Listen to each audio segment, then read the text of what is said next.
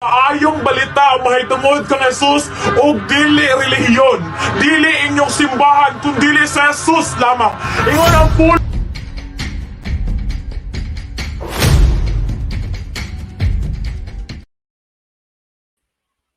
Kay maayong adlaw kaninyong tanan ug anino sab kini ang inyohang tawag ining programa sa TV Apolya Argumento ug ato ang tagaan na pod og reaksyon ning video nga gipasa sa atoa nya pagkauman maura ba ni kini ang ato ang makita sa ato ang palibot o sa ato ang tawag ini mga social media accounts nga tawag ining maka-distract ba sa ato ang gitawag og pagtuong Katoliko nga naman kay lagi gabit-bit og Biblia nya pagkahuman ayun tawag anang grabe gyud kaayo ka sana kung sa pa isog kaayo nga mo tawag ining mutudlo sa giingon nilang kamatuoran nga ilahang tawag ining giuptan nya pagkaman atuan ning usa-usahon ang iyahang tawag ining mga puntog iyahang mga argumento so ato na sugdan.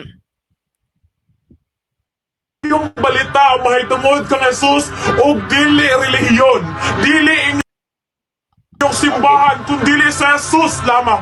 Ingon ang Okay. Kini nga tawag ini nga pagtuo sukwahi ni sa gitudlo sa gitawag og mga apostoles atong mga higalag mga igsoon nga naman kay ang simbahan og si Kristo dili gyud na pwede nga magbuwag nga naman sumala pa ni San Pablo Colossians chapter 1 verse 18 sumala pa ni San Pablo ngadto siyang sulat sa mga taga Colosas kapitulo 1 bersikulo 18 nag-ingon siya ang ulos sa iglesia nga mao ang iyang lawas. Siya ang naghatag og kinabuhi sa lawas, siya ang unang gibanaw sa mga patay aron siya maguna sa tanan. So kining iyang giwali nga dili na to pwede uban na to nga to nga gitawag og simbahan kay la si Jesus lang daw. So nahulog ang ilang giwali ang ulo lang. Way labot kining maong gitawag og lawas. Ya sumala pa na San Pablo bisan gani kami usa ka anghel nga magwalig ebanghelyo nga lahi sa among giwali ipatunglo. So kining pagtuwa ning bayhana ning mao nga gitawag og pastoyaha ay dili ni dawato nato nganuman kay sukwahi ang iyahang panudlo sukwahi ang iyahang argumento ug ang iyahang gibarugan subay sa gitudlo sa gitawag og mga apostoles. Continue nato. pulong sa Ginoo sa Marcos 16 verse 15 ug miingon si Jesus kanila, lakaw kamo sa tibuok kalibutan, dili ang maayong si Jesus kanila, lakaw kamo sa tibuok kalibutan o giwali ang maayong balita mahitungod kanako sa tanan nga mga tawo. Ingon siya sa Mateo sab sa 24 verse 14 o sa dili pa moabot ang katapusan iwali ngadto sa tibuok nga kalibutan ang maayong balita mahitungod sa paghari sa Dios aron mahibalo ang tanan nga Okay, so gigamit niya ang San Marcos kapitulo 16 bersikulo 16 nga sumalapan nila iwali apil daw kuno sila dili oy. Dili pwede nga mamahimong apil ning mga bayhana o kining maong nga tawag anang pastoyaha o kining mga sulpot nga magwaliwala sa mga klasada. Abi ninyo nga no kanang gisugot ni Ginoong Kristo mo nang iyang gipadala. Unya dili ta pwede nga magdala sa gitawag og maayong balita or di ta pwede magdala og magtudlo mahitungod sa iyang gitawag og pulong og dili ta gitawag og pinadala. Manang Romans chapter 10 verse 14 to 15 mo ni buti pasabot ni Kristo apan unsaon man nila pagsangpit kaniya kun wala sila mutuo ug unsaon man nila pagtuo kun wala nila hidunggi ang mensahe ug unsaon man nila pagkadungog kun wala kini iwali ug unsaon man pagwali sa mensahe kun wala gipadala nga magwawali. So kining maong ilang pag-angkon sa San Marcos kapitulo 16 bersikulo 16 ay dako kaayo ng kuan dako kaayo ng gitawag og bakak. Abi ninyo wala sila'y labot ana. Igo lang siya nangangkon nga apil daw kuno sila ana.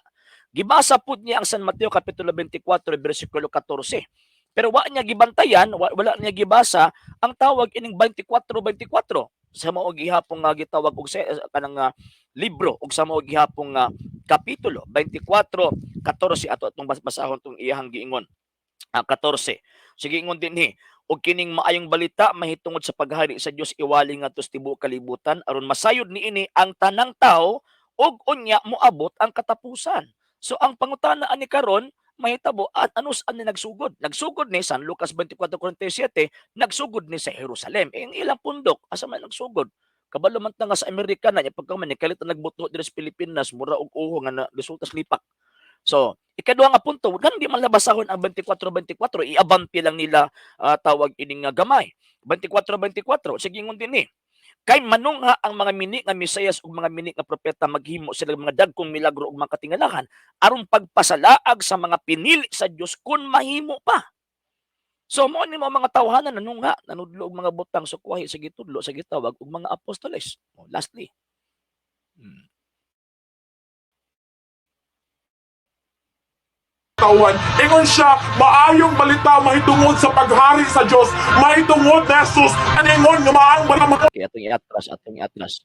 maayong balita mahitungod sa paghari sa Dios, mahitungod na Jesus. Wa siya niingon nga maayong balita mahitungod sa relihiyon, maayong balita mahitungod sa iyong simbahan, apan ang pasabot diri kay Jesus. Kay walay maayong balita gawas na Jesus igsuon. Kung wala nagpakamatay si Jesus, dili na matawag nga maayong balita. Apan daghan kay gisulti sa ako nga usa ko nako kabulaang propeta, nagdadi bulaang propeta nga muwali sa pulong sa Ginoo. Amen. Naa. Naay tawag ining bula ang propeta nga magsulti mahitungod sa pulong sa Ginoo, mo bitaw mangagni, mangilad o tawag ining mga magtotoo nga bisan gani pinili sa Dios ilang ilaron. Basahan ako ng 24:4-5 ug 24, madam. Nya pagkaman nga nabaday tawagan ng mga mini nga propeta nagwalis pulos Ginoo. Basahon natong 7:21-23. Dili ang tanan nga magtawag kanang og Ginoo Ginoo makasulod sa hingarian sa langit kun dili kadto lamang nagtuman sa kabubuton sa kong amahan nga atua sa langit. Kung moabot na ang adlaw sa paghukom, daghan unya ang moingon kanako, Ginoo, Ginoo, dili ba sa imo ngalan nagsangyaw man kami sa mensahe sa Dios og pinaagi sa imo ngalan gihinginlan manamo ang mga yawa og naghimo kami daghang mga milagro apan kon moingon ako apan ako moingon ako nya kanila wala ako makaila kaninyo pahawa kamong mga makasasala. Apil ka ani madam kay wala man ka sa iglesyang gitukod ni Kristo ginasurambaw ninyo pagbasa o pagsabot ang tawag ining gisulat o gitudlo sa mga apostoles nga gisugo sa ato ang Ginoong Kristo. Tama man lang nga iwali si Kristo pero dili tama nga ang Kristo lang pagkahuman dili nato iapil ang iyang simbahan kay ang iyang simbahan dili gina man nagbuwag. So man bantay-bantay ta pag makikita ta ani nila labi na sa mga kadalanan mo ang mga tawhana ang gingon ni San Pablo Roma 10:17.